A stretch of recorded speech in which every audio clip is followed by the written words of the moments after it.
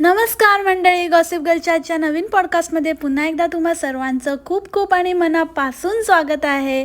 तर आजचा व्हिडिओ कोणावर असणार आहे बरं? आजचा व्हिडिओ म्हणाल तर आजचा व्हिडिओ मी ओणमवर करणार आहे बरं का.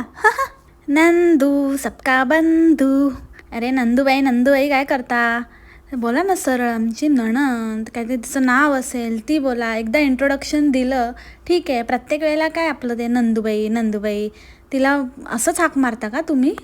बरं, हे त्यांच्या मुलांची ओळख करून देताना पण हे नंदूबाईंची मुलगी, हे नंदूबाईंचा मुलगा, नंदूबाई आपल्या दोन्ही मुलांना घेऊन आमच्या घरी आल्या आहेत.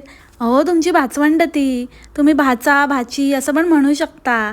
आमचे भाचे आले आहेत घरी, आमची भाची आली आहे घरी, किंवा त्यांची नावं आत्तापर्यंत तुमच्या व्ह्युअर्सला पाठ झाली असतील, त्यांची ओळख झालीच असेल ना. 17 वेळा येतात तुम्ही, 17 वेळा त्यांच्या घरी जाता. आत्ता एवढा बड्डे झाला, त्या बड्डेचं पण व्हिडिओ बनवून तुम्ही व्ह्यूज छापले, तर मग तेवढं तर लोक ओळखत असतील ना. नाही तर काय बेगानी शादी में अब्दुल्ला करणारे बरेच लोक आहेत म्हणा, पण तरी पण तुम्ही बऱ्याच वेळा त्यांना दाखवलं आहे तर त्यांची तोंड ओळख ही झालेलीच आहे.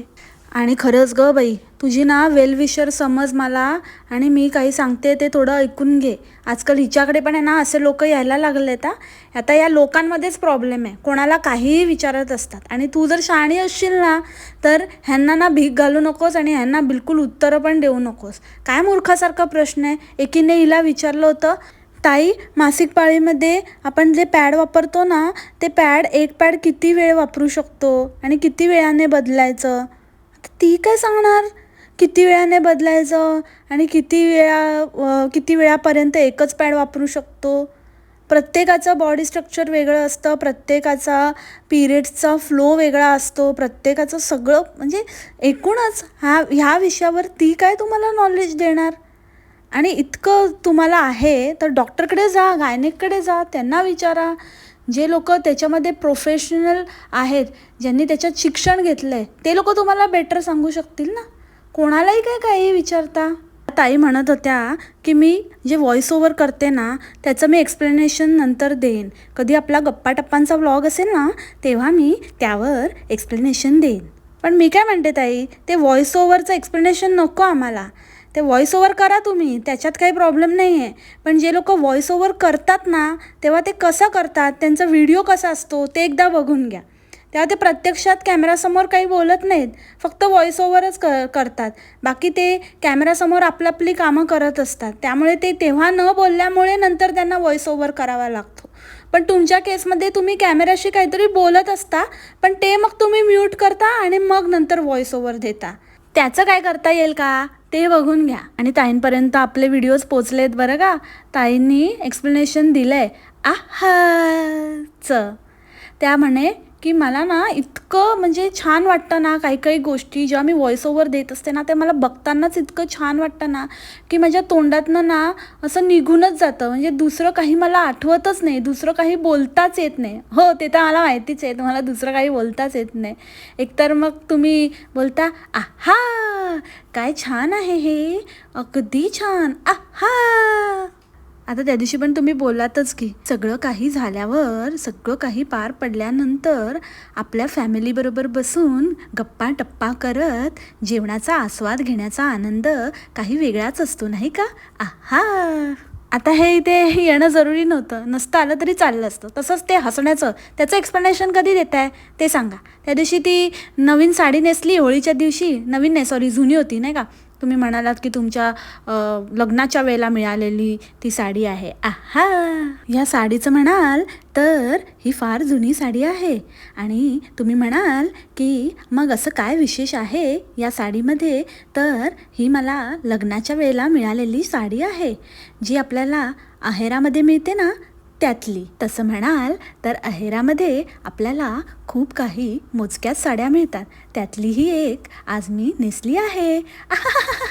आता या हसण्याचं काय करावं बाबा, म्हणजे कुठेही हसायचं. म्हणजे ठीक आहे तुम्ही खूप खुश आहात, खूप आनंदी आहात, खूप मजेत आहात, तुम्हाला खूप मज्जा येते, सगळं काही ठीक आहे.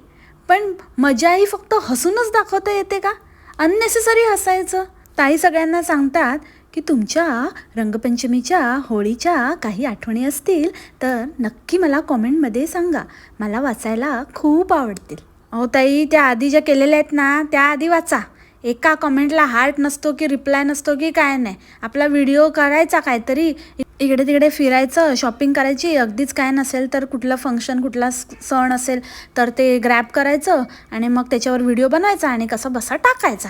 बस हेच काम आहे तुमचं. आणि त्याच्यानंतर त्या व्हिडिओकडे ढुंकून पण बघायचं नाही. त्या व्हिडिओ खाली कोणी काय कॉमेंट केली आहे, कोणी नाही केली आहे, कोणी काय विचारलं आहे, कोणी नाही विचारलं आहे, कोणाला काय उत्तर द्यायचं आहे की काय, काही नाही. आणि म्हणे कॉमेंट करा.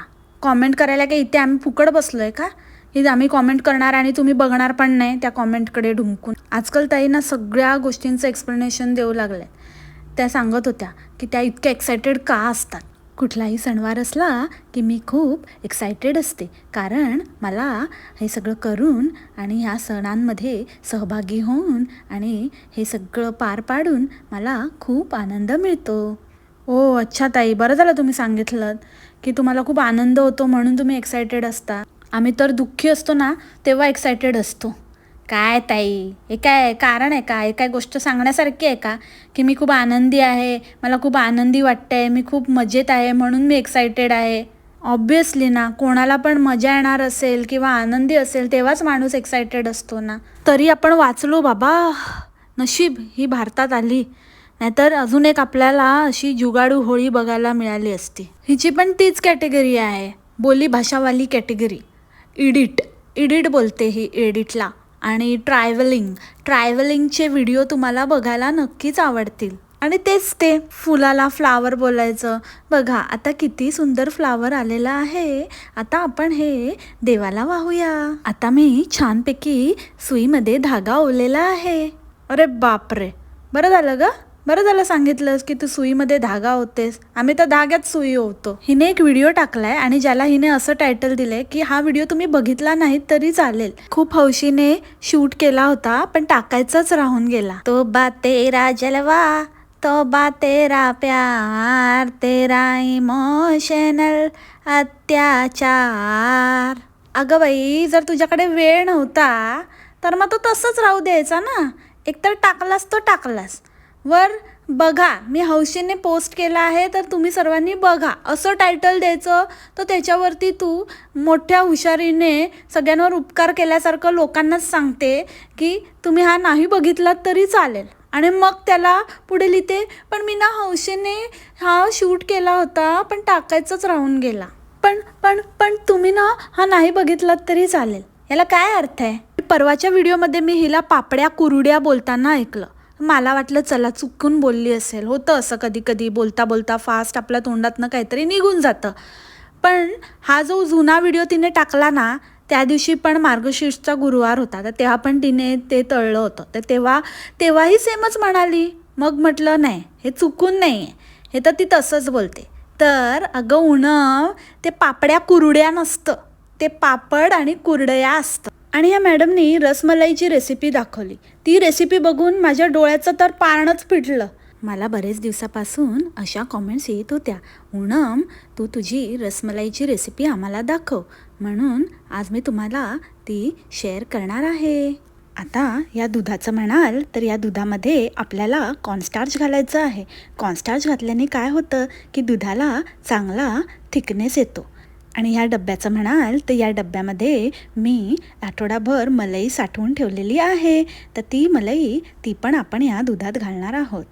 आहा, या डब्यात काय आहे बरं, या डब्यामध्ये छानपैकी रसगुल्ला मी आणलेला आहे. यामध्ये 10-12 रसगुल्ले येतात, अगदी स्वस्तात मस्त, तुम्हाला झीमार्टमध्ये सहज मिळून जातील. आता आपल्याला काहीच करायचं नाही आहे. आता हे जे दूध आहे ना कॉर्नस्टार्च घातलेलं, त्यामध्ये आपल्याला फक्त हे रसगुल्ले सोडायचे आहेत की झाली आपली रसमलाई तयार. अय्या हो, मला तर वाटलेलं की रसमलाईचं ते रसगुल्ले पण कसे बनवतात ते पण तू दाखवणार आहेस, म्हणून मी आपला व्हिडिओ पूर्ण बघितला. किती गं बाई तू हुशार, किती गं बाई तू हुशार. मला काय वाटतं मंडळी की ते एवढं दूध घ्या, त्या दुधामध्ये एवढा माल मसाला घाला, आपली साखर जाते, आपलं वेलची, ड्रायफ्रूट्स, गॅस, त्याच्यानंतर ते कॉर्नस्टार्च, मलाई, इतक्या गोष्टी जातात. आणि त्याच्यामध्ये परत विकतचे आणून रसगुल्ले सोडा पेक्षा एखादी व्यक्ती रसमलाईच विकत घेऊन येईल ना. एवढं सगळे सोपस्कार कशाला करत बसेल, त्याच्यामध्ये तर अर्ध्या गोष्टी रेडीमेडच आहे. दूध तापवण्याव्यतिरिक्त काय असं विशेष केलं रसमलाई बनवण्यासाठी? आणि ते बिना फोडणीचं वरण, तो काही प्रकार मला पचनी पडला नाही बाबा. आम्ही तर भलेही म्हणजे काही जास्त फापट पसारा नसेल तर वरण म्हणजे साधं गोडं वरणाला पण आम्ही जिरं आणि हिंगाची फोडणी देतोच.